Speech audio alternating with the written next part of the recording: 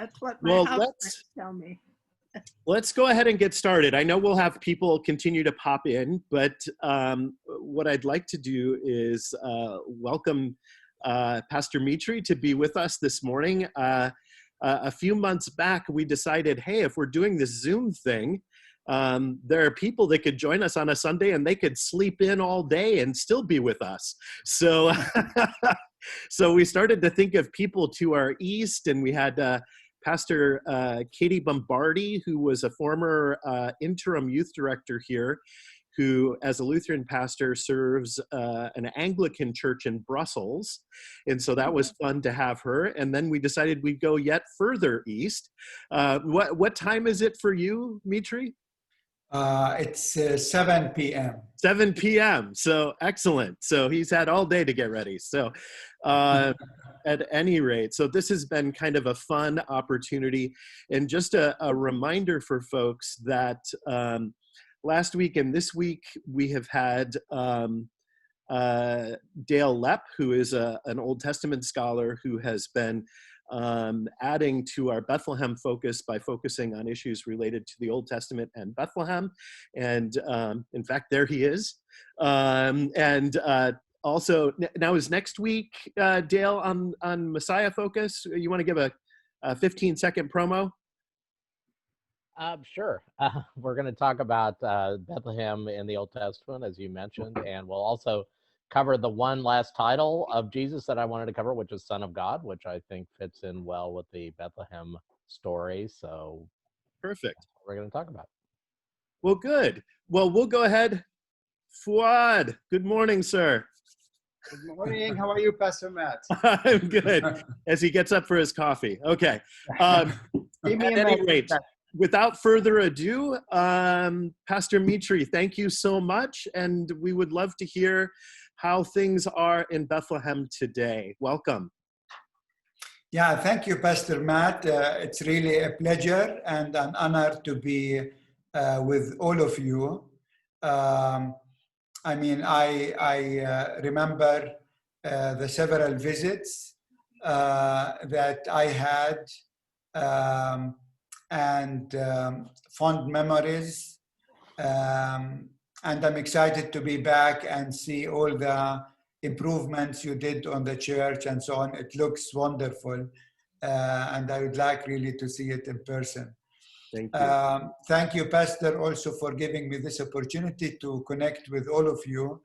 I guess what I would like to do maybe just to give some remarks, a short introduction, and maybe we can engage in a dialogue, since, I mean, we are like a big family. I know almost all of you. And so we are really like, close friends. And so I think we can discuss many things, even maybe a bit more in details. Regarding, Bethlehem, yesterday we had the Christmas tree lighting here in Bethlehem. And everything was virtual. So actually there were no people at all allowed to be at Manger Square.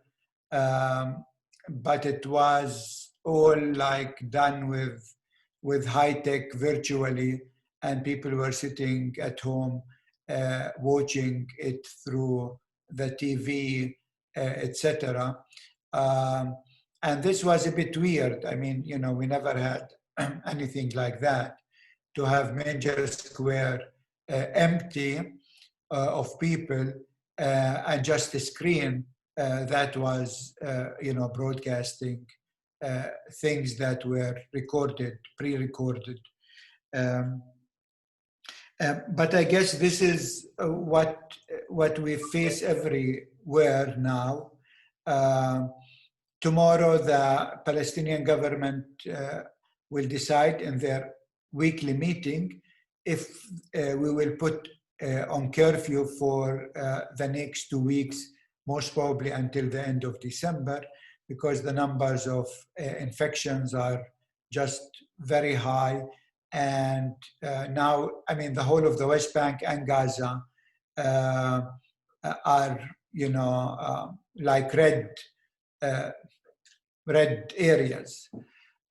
In fact, in Gaza, when they do testing, every third person is testing positive, which is, I mean, usually in Europe, when you have like 3% or 10%, then it's very high. Here, every third person is testing positive. So you can imagine how the situation is. And for Gaza, which is, a very densely populated area, it's the most densely populated area worldwide. You can imagine how quick, the infection will be spreading. So the hospitals here in Bethlehem are also, not in Bethlehem, in Palestine, are coming almost to their limits. And so this is why we might have a curfew. I guess for you in California, you went also through some rough times, and I hear that also now you are in a strict situation. For us, especially in Bethlehem, for a city that lives on tourism, it is a disaster because tourism will not resume back quick enough. From our experience, all groups, for example, who had booked our guest house for 2021, they are around 30 groups. All of them have actually canceled or postponed. There is only one group that did not postpone yet. And this gives you an idea, actually, that for most probably 1.5 years, people who live on tourism, and these are 70% of the population in Bethlehem, actually are not going to have any income. And here, unfortunately, the government doesn't support people. It's not like in Europe or in the States where you have a stimulus package. We don't have these kinds of things. So that adds to the people. On the other hand, we suffer, as you know, under a double lockdown. So we have the COVID-19 lockdown, but also we have the Israeli occupation and their lockdown. In fact, since March, for example, we are not allowed to enter Jerusalem, even if you have like a permit.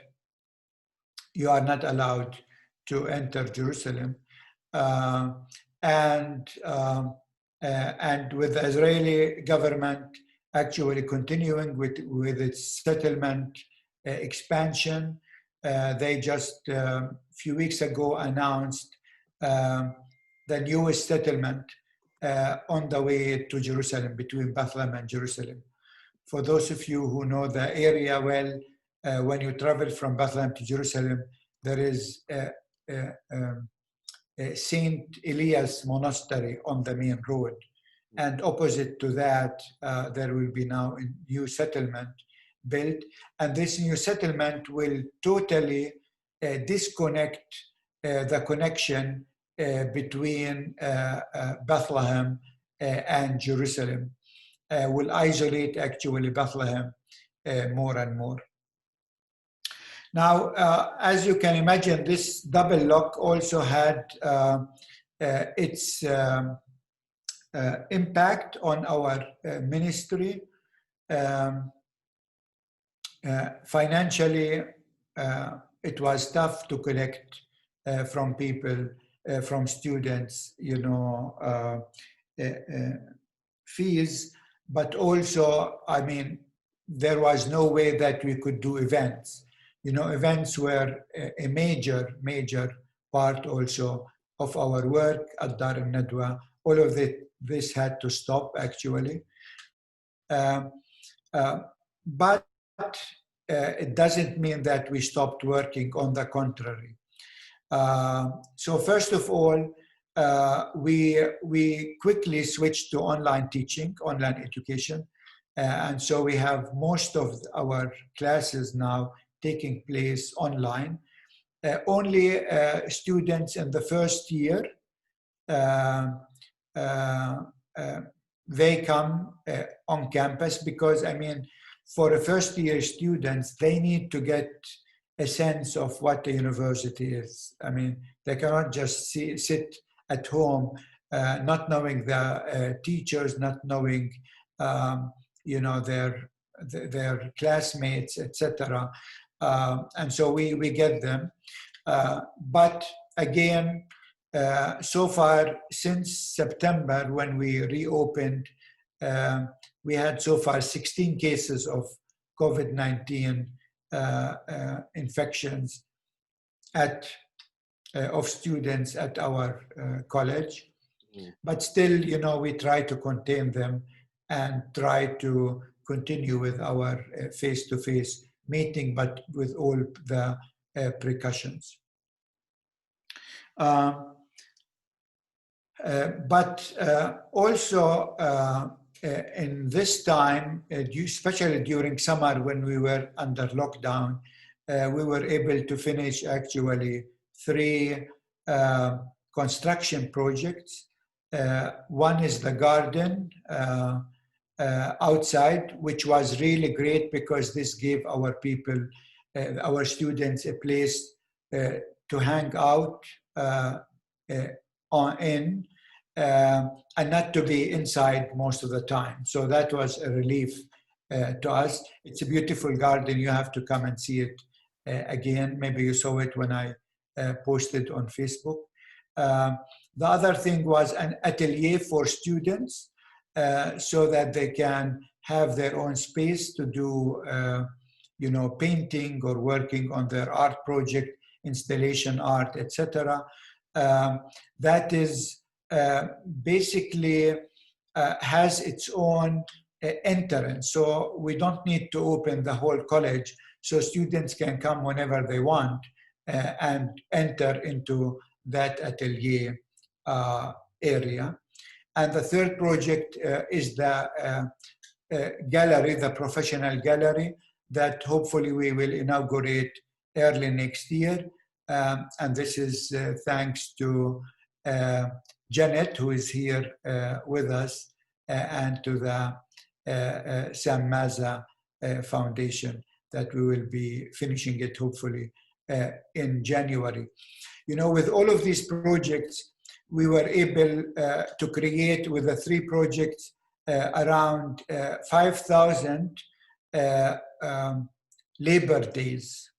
And actually at a time when, you know, many people are unemployed. So this was an added value that we were able to do with this. Maybe 2 more news from our college. One is, I think some of you know that we were able to open a new branch in Gaza a year ago, but a few weeks ago we finally were able to open our own space. So we rented an old house with a garden, and we were able to renovate that house, and we started now giving courses there. And the other project right now is in Lebanon, in Beirut. You know, with the blast on August 4th, it was, I mean, you know, the whole port exploded, was gone, but almost so many homes, art ateliers, etc. And we started there a project to deal with, psychosocial intervention. So we are training nurses in hospitals in Beirut, how to deal with people who are traumatized, but also working with artists to bring life again to a destroyed part of the city. all of this actually based on our expertise that we were able to gather and to accumulate from the first Intifada through the last 25 years. This year, 2020 was supposed to be the highlight. Bethlehem was supposed to be the cultural capital of the Arab world with mega events, and many of these mega events were actually scheduled to take place at our place. Unfortunately, all of that needed to be cancelled. And we were celebrating our 25th anniversary. We started our outreach ministry back in '95, very small. And this year we were supposed to celebrate 25 years. And it's an amazing journey. I mean, when I look back, it's amazing. I mean, to see how we started with one person back in '95, and to see where we are today with over 115 people on staff, infrastructure, campus, but also well-trained, well-educated staff. And we have 10 bachelor programs that we are offering. In these coming months, we will be hoping and praying that we will get the accreditation to become a full-fledged university. We just finished the paperwork. It's around 1,500 pages. 3 copies I have to carry after tomorrow, on Wednesday. I have a meeting with the Minister of Higher Education to present to him the feasibility study that we finished. And so we need your prayers. That process will take a few months, but if everything will go smooth, that will give us a huge push forward once we become a university. Still, we will not leave our focus that is on arts and culture. That will remain in the future, because that is the niche where really we feel we can make the biggest impact. You know, in Palestine, right now we have 47 universities and colleges. None of them has a focus on arts and culture. And so this is the niche where we felt God wanted us to be and to make a difference there. So when you sing "O Little Town of Bethlehem," it talks about the hopes and fears of all the years. And I guess this was true 2,000 years ago, and this is true today. So you have the fears of the pandemic, the fears of the lockdown, the fears of the occupation, but also you have the hope that was born 2,000 years ago in Bethlehem, and that continue to be felt today also through our ministry.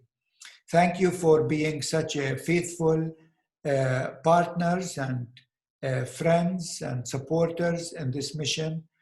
Without you, much of this would not have been possible. I mean, you have excellent people at your church. You have excellent leadership, and it's truly a pleasure to work with everyone and all of you. I guess I will stop here, and I hope there will be, maybe now we can engage in questions. Yeah, absolutely. Thank you so much, Mitri. I would just encourage people to use the chat window and pop questions into there. I know here in California, California Lutheran University, which is my alma mater down in Los Angeles, as you are perhaps aware, merged with the seminary up here in Berkeley. So they have Right. two campuses. And I wouldn't think twice necessarily about popping into a car and just driving to the other campus. I mean, it takes several hours, but not a big deal, or getting in a plane or something like that. How does that work from Bethlehem to Beirut to Gaza as far as your campuses there? I'm assuming you don't just pile into a car and drive down to Gaza, even though it's not really all that many miles. No, it's not. You know, it's 1 hour 15 minutes to get from Bethlehem to Gaza. Mm-hmm.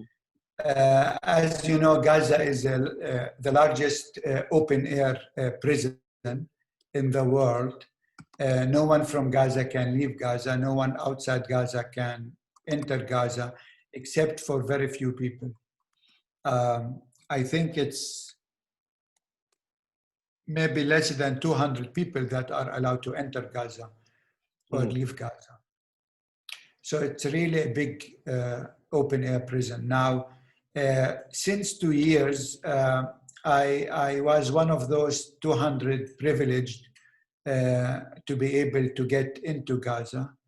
And this is thanks to, because I was elected into the Palestinian National Council and the Palestinian Central Council, which is like the Palestinian parliament. And this, through that, I got the opportunity to go.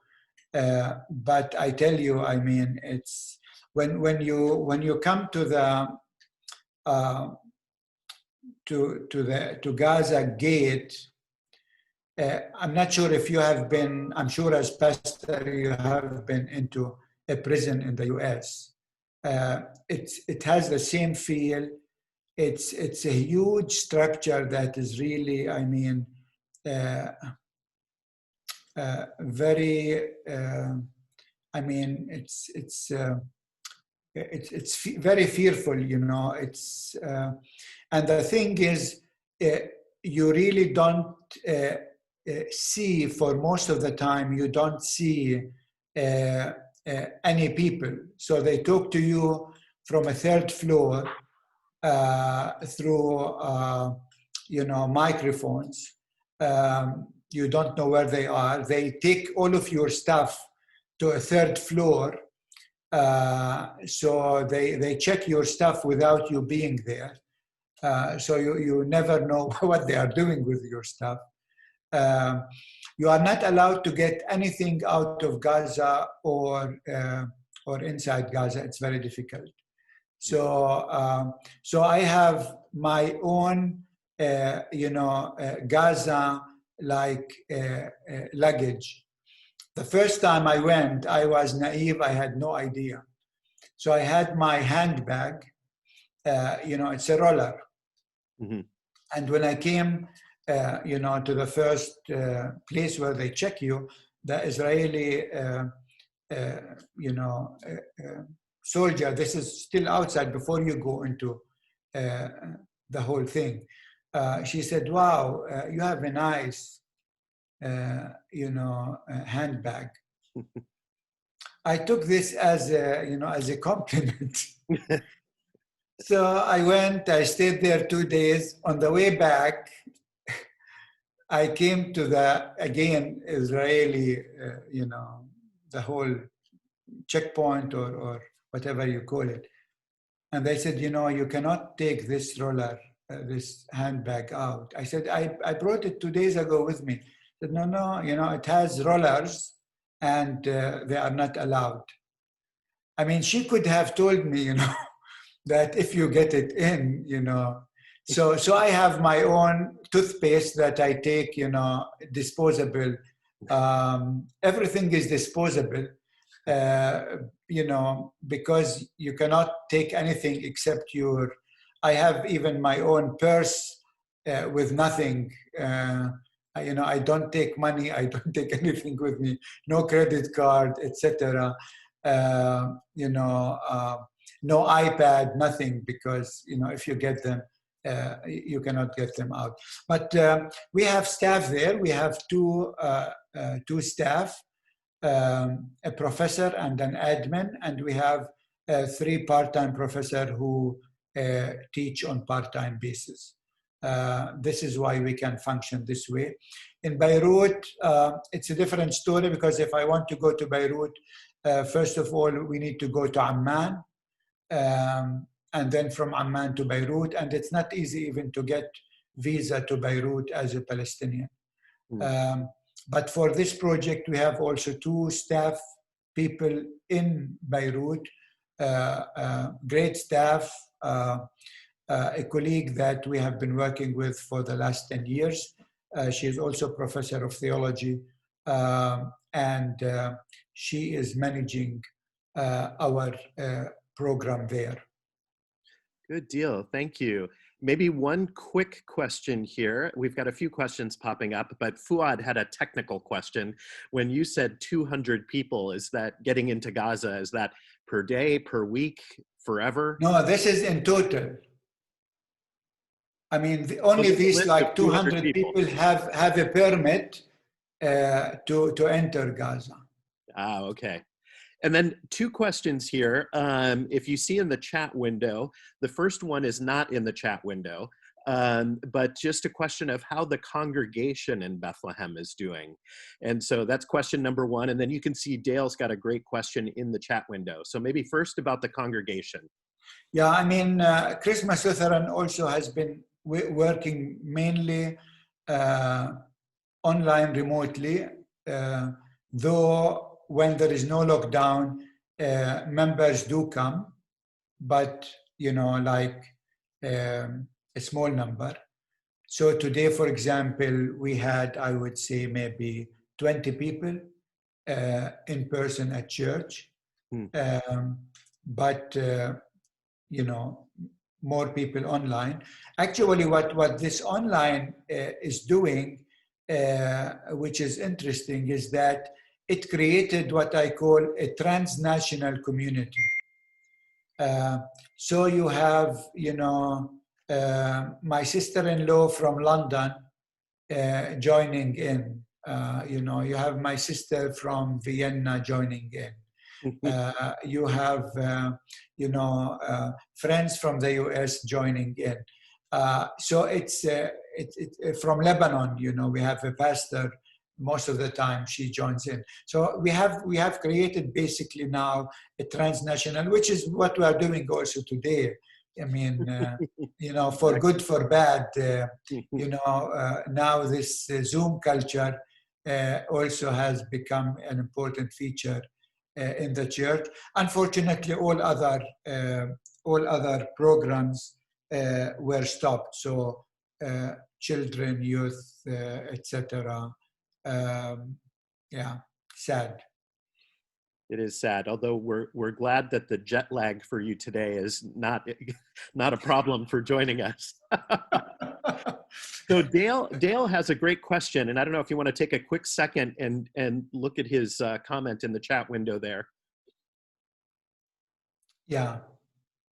Yeah, I mean, the financial situation of Dar al-Kalima, as I said, it's really, especially in Bethlehem, you know, with 70% of the people having lost their job because of the tourism industry, it's very difficult to collect fees. For example, in this semester, the last time I checked, it was a week ago, around 30% of our students were not able to pay anything this semester. And 2/3 they were able to pay part of the fees, and this really brought us into big financial situation. So, for example, during from May to August, we had to give our staff only half a salary. Thanks God, I mean, they were because this is actually illegal, but the staff were, you know, they felt the burden that we and the difficulty we were getting through, and so they agreed to that. That was really very important. And we are trying still to, to raise funds for scholarships. Actually, we hope that now, going towards the end of the year, hopefully, friends will think of us when they do their taxes, etc. That would be really a great help. Good deal. Thank you. What else, folks? What else do we want to know? We're one of those churches that was starting to calendar a trip over to visit you folks, and that got scrapped, and we're hopeful to get that back on the calendar at some point here, but I can imagine that has put a big hole in things there. Yeah. I see Martha is there, and Janet and Fuad and so many friends. So you can please feel free also to add. Yeah. Can you talk about the 2 annual art competitions, the Ishmael Shakeout? I'm not pronouncing that correctly. Shammut, it should be. Okay. Yeah, I mean, these are 2 art competitions that we started. One in the name of Ismail Shammut. Ismail Shammut was maybe one of the most famous Palestinian artists. Actually, he's a Muslim, a Palestinian artist, refugees. So in 48, he became a refugee. He originally from Lidda and Ramle area, and actually spent all of his life in exile and died in Germany a few years ago. And so we created this this competition 6 years ago, and it's going well. Maybe some of you saw the paintings of this year. I posted them on Facebook. And the other one was we launched in the name of Karim Aboud. Karim Aboud was a PK, a pastor's kid. She was the daughter of my predecessor, the first female photographer in the Arab world. And I mean, amazing story. I guess what is important for me with Karim Aboud is that until 10 years ago, nobody actually knew anything about her. She was nobody. 2009, 2 people came to my office and wanted to see if I know anything about Karim Aboud, if she was maybe buried in our cemetery in Bethlehem. I checked while they were there, and it was true. She was buried in our cemetery. Now this really put me on a research tour, because I wanted really to know more about her. And I worked for 1.5 years to try to,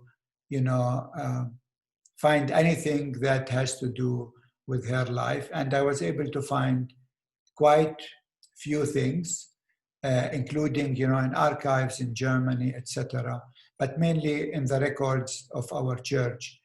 And we published a book about her, and 3 films were done about her. Actually, you will be able to see them soon. I think in 1 week, they will be put online on a new website that we will be launching. This new website I got as a gift in the Bay Area.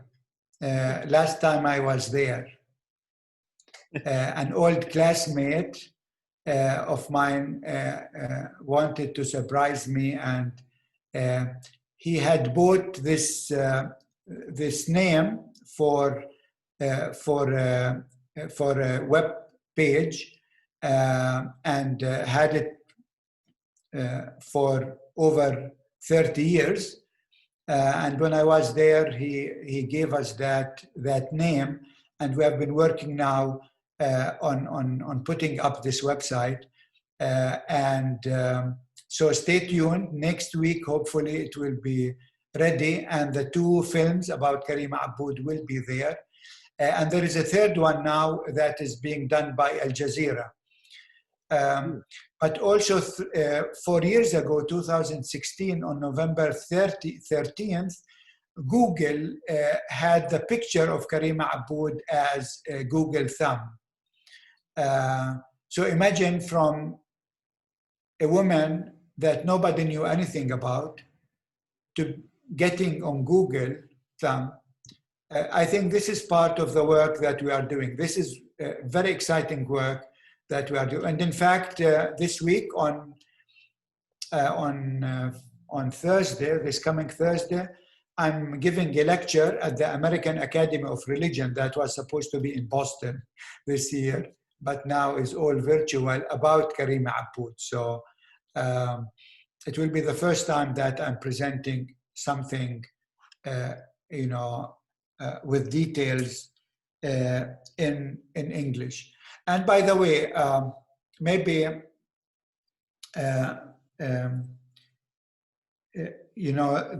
this year with the lockdown, most of my books I have written under lockdowns. I mean, my second book I wrote during 91, during the war on Iraq.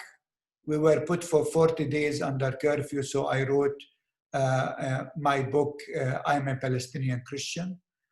And then my book, Bethlehem Besieged, was written when Bethlehem was besieged in 2003.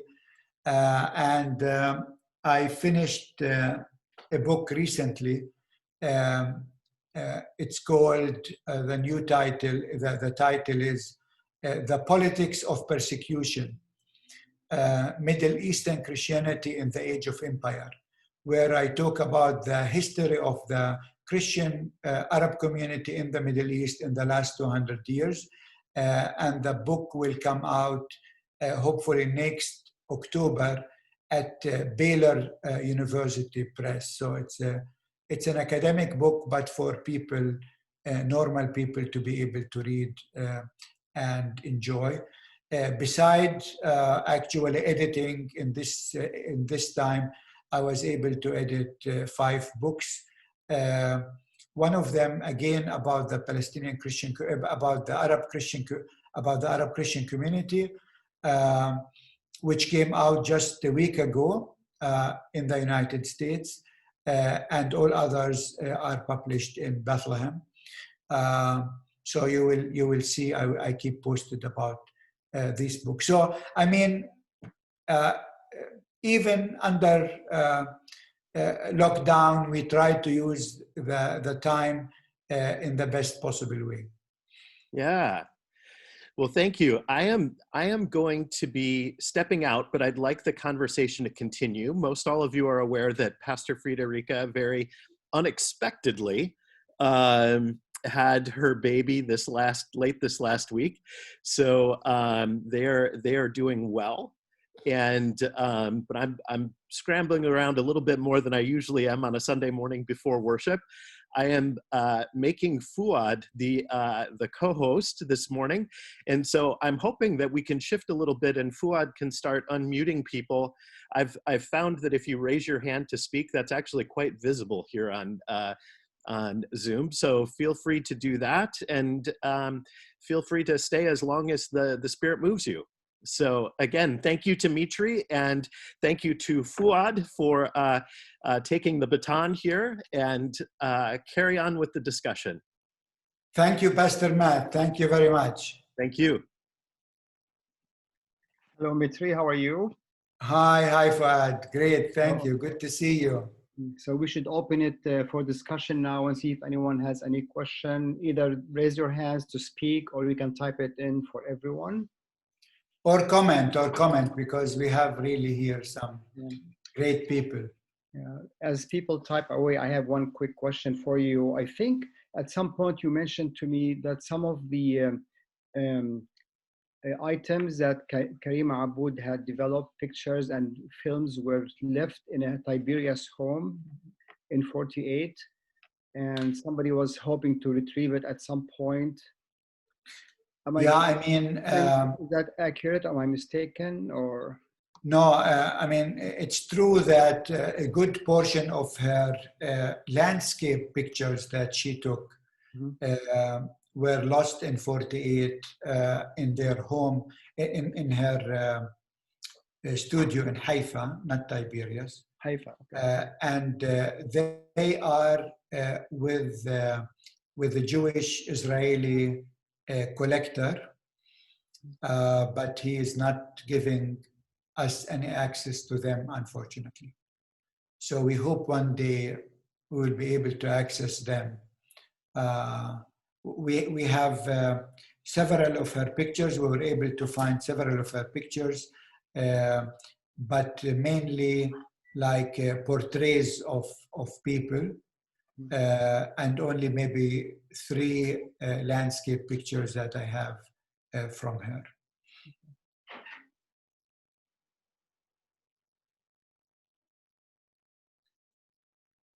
Any questions from anyone or comments?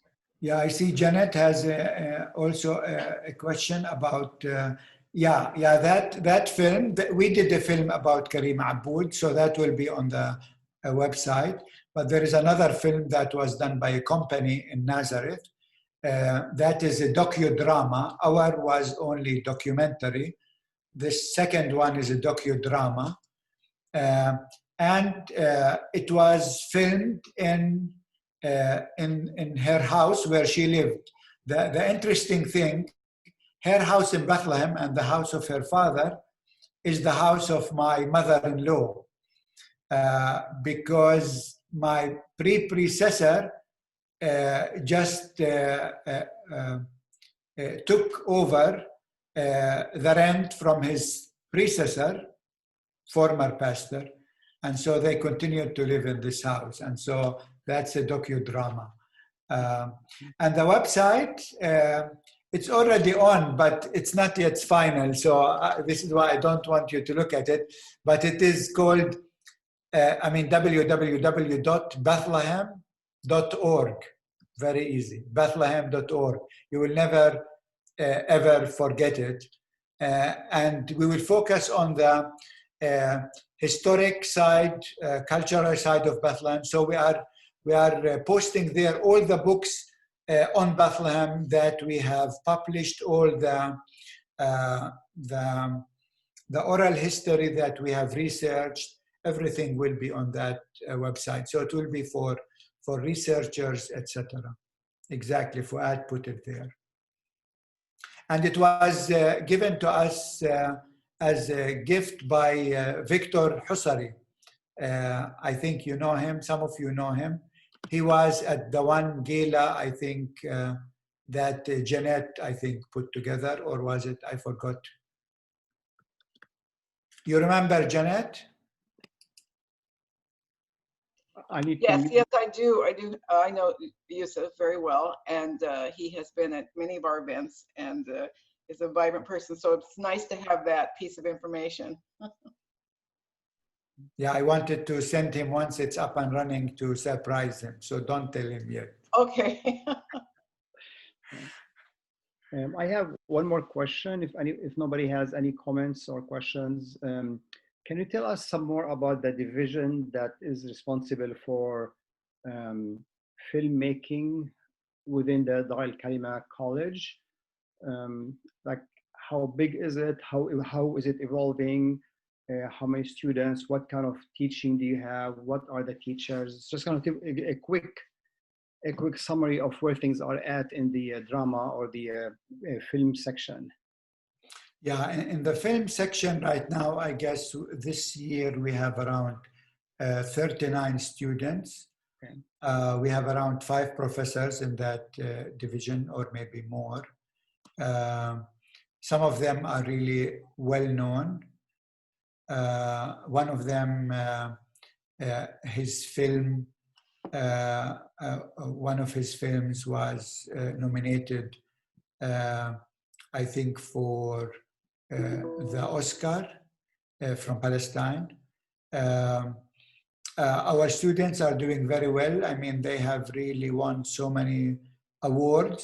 One of them last year won the 3rd place at the Cannes Film Festival, which is amazing. I mean, the first Palestinian to get a prize in Cannes in that category of student films, new emerging student films. He was invited also to Hollywood last year. It was like a workshop for emerging young filmmakers. So I mean, you know, with limited resources that we have, it is a miracle that we can do what we are doing.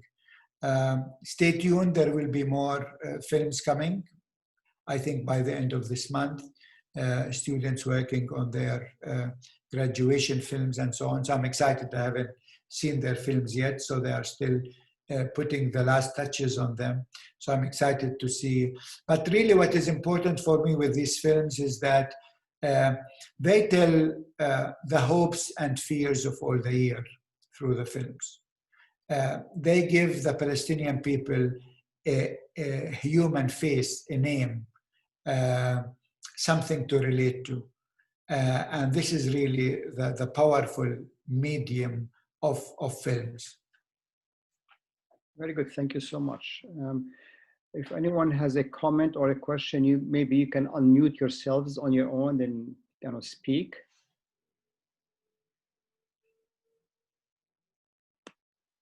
I have one more question for you, Mitri. It's a chance to talk to you since we have you with us today. So one of my friends who is currently in Jordan, a minister in Jordan, mentioned to me a few weeks ago that he teaches Ibrahim Nairouz, I'm sure you know him, that he teaches remotely courses of theology at Dar al-Kalima or... Correct. I asked you before about the film division. Can you give us a quick summary of how like the religion or the theology division fits within the college and what the programs are and so forth?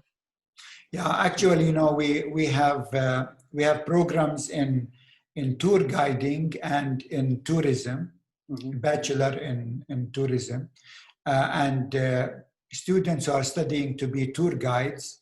They need to take theology courses because, I mean, you cannot be a tour guide in the Holy Land if you don't know the Bible, if you don't know, the history, if you don't know anything about Judaism, Islam, Christianity, etc. And so we asked Ibrahim, actually he's teaching a course in New Testament this semester for us online. So he sits in Lebanon, in Jordan, in Amman, and meet via Google Class with our students.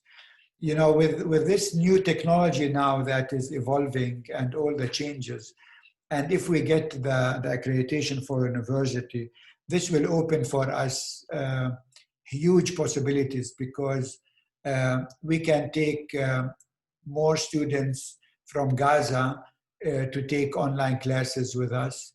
But also there are students from many countries in the Arab world that they would like to engage at our university. Right now, that is not possible because online teaching is not accredited, but hopefully this will change in the coming months. And once that is changed, it will open endless possibilities for us.